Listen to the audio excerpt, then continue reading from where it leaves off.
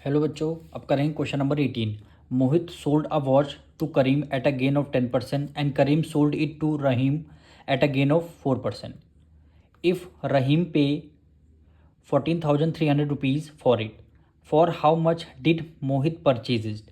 मोहित ने कितने रुपीज़ की परचेज़ की थी। अब देखिए, मोहित ने वॉच को सोल्ड किया है किसको? करीम को। गेन हुआ है 10%। फिर करीम ने सेल कर दिया वॉच को रहीम को, उनको गेन हुआ 4%। फिर रहीम ने पे किया होगा 14,300 रुपीज़। तो बताइए मोहित की परचेज प्राइस क्या होगी। सबसे पहले इसकी हम समरी समझेंगे कि क्वेश्चन में क्या कह रहा है।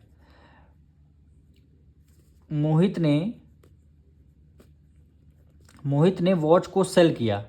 किसको सेल किया? करीम को। करीम को वॉच को सेल किया। अब जब वॉच को सेल किया है तो मोहित को गेन कितने का हुआ है? 10% का गेन हुआ है। तो मोहित को गेन कितना हुआ है? 10% का इनको क्या हुआ है? गेन हुआ है। मोहित को 10% का गेन हुआ है। फिर क्या बोला है? करीम सोल्ड इट टू रहीम। करीम ने किसको सेल कर दिया? रहीम को। यानी करीम ने वॉच को रहीम को सेल किया है। Karim sold it to Rahim at a gain of 4%। Karim को गेन कितना हुआ है? करीम को गेन हुआ है 4% का। इनको क्या हुआ? गेन हुआ है जब इन्होंने सेल किया है। If Rahim pay 14,300 rupees for it. रहीम ने कितने रुपीज़ पे किए होंगे? वो क्वेश्चन में गिवन है। कितने रुपीज़ पे किए हैं? 14,300 रुपीज़ रहीम ने पे किए हैं किसको? करीम को। ठीक है। अब ये क्वेश्चन में बोला है मोहित की परचेज प्राइस बतानी है। मोहित ने कितने रुपीज़ में वॉच को परचेज किया होगा। तो सबसे पहले क्वेश्चन में जो पूछा गया है हमसे उसी को हम लेट कर लेंगे। आपको कॉपी में यहाँ से लिखना है, let the cost price of watch. कितने रुपीज़? एक्स रुपीज़ हो गई कॉस्ट प्राइस वॉच की। अब मोहित को गेन कितने का हुआ था? मोहित को गेन हुआ था 10% का। अब बताइए, आपको कॉस्ट प्राइस पता है, आपको गेन पता है, तो आप इसकी सेलिंग प्राइस निकाल सकते हैं। सेलिंग प्राइस फॉर्मूला क्या होता है गेन के केस में? 100 plus gain percentage divided by 100 और कॉस्ट प्राइस से कर देंगे मल्टीप्लाई। अब देखिए 100 प्लस गेन परसेंट कितना है? 10% का आपको हुआ गेन, डिवाइडेड बाय हो गया 100 और multiply cost price. Cost price को हमने एक्सलेट किया था।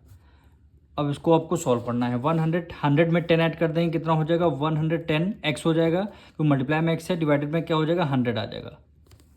डिवाइडेड बाय 100 आ जाएगा। अब देखिए इसको 10 से 10 कैंसिल कर देंगे और वैल्यू क्या बचेगी? 11x/10।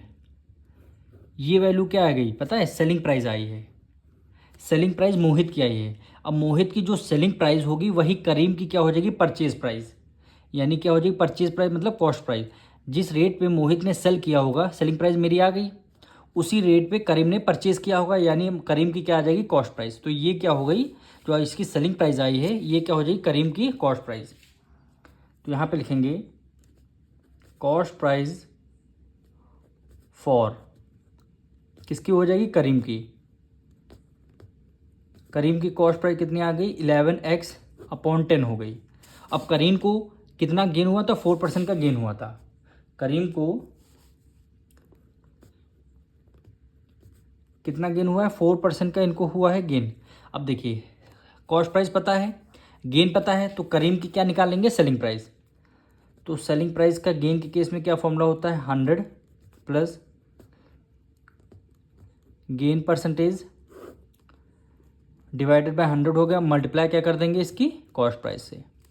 कॉस्ट प्राइस से मल्टीप्लाई कर देंगे, यानी 100 प्लस गेन परसेंट 4% का गेन हुआ, डिवाइडेड बाय हो गया 100 मल्टीप्लाई कॉस्ट प्राइस क्या आई है? कॉस्ट प्राइस 11x/10 है, यानी 11x/10 हो गई इसकी कॉस्ट प्राइस। इसको हम अभी सॉल्व नहीं करेंगे। ये हमारी क्या आ चुकी है? ये पूरी वैल्यू हमारी आ चुकी है सेलिंग प्राइस किसकी? करीम की। करीम की सेलिंग प्राइस आ चुकी है। करीम जिस रेट पे सामान को सेल करेगा उसी रेट पे रहीम सामान को परचेज करेगा। और क्वेश्चन में बोला गया रहीम ने पे किया 14,300 रुपीज़। तो ये जो सेलिंग प्राइस आई है ये सेलिंग प्राइस आई है, यही रहीम ने पे किए होंगे। तो इस वैल्यू को इस वैल्यू के इक्वल रख देंगे। क्यों इक्वल रख देंगे? क्यों करीम की आ गई है सेलिंग प्राइस। फिर से समझिए, करीम की आ गई है सेलिंग प्राइस, करीम की सेलिंग प्राइस आ गई, वही क्या हो जाएगी, रहीम की क्या हो जाएगी, कॉस्ट प्राइस हो जाएगी। और कॉस्ट प्राइस आ भी चुकी है मेरी और क्वेश्चन में गिवन भी है, तो दोनों को हम आपस में क्या कर देंगे, इक्वल रख देंगे।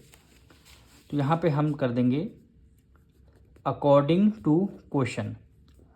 ये क्या हो जाएगा, 100 में 4 ऐड कर दें, कितना हो जाएगा 104 अपॉन हो जाएगा 100 मल्टीप्लाई 11x अपॉन 10 हो गया, इक्वल टू में जो क्वेश्चन में वैल्यू गिवन थी 14,300 रुपीज़, यानी 14,300 रुपीज़। इसको आप सॉल्व कर देंगे तो आपकी x की वैल्यू आ जाएगी। x की वैल्यू तो हमने क्या है, कॉस्ट प्राइस लेट किया था वॉच की, यानी मोहित की कॉस्ट प्राइस आ जाएगी। वही क्वेश्चन में पूछा गया था, how much did Mohit purchase, यानी मोहित की कॉस्ट प्राइस आ गई।